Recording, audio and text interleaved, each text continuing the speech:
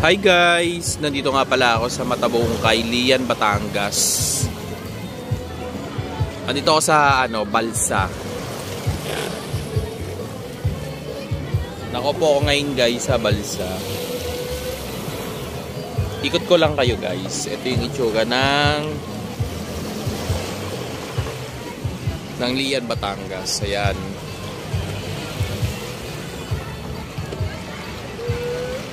Ayun yung tulog.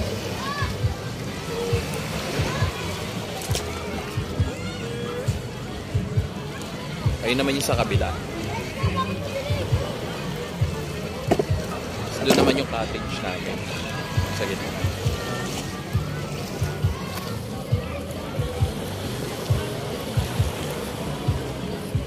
Dahil nakalib ako, ayun, nag-swimming kami. Bala kami mag-swimming. Dito sa Matabungkay, guys, napakaganda.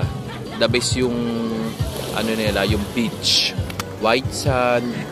Tapos okay din yung yung dagat. Okay yung dagat, guys. Malinaw.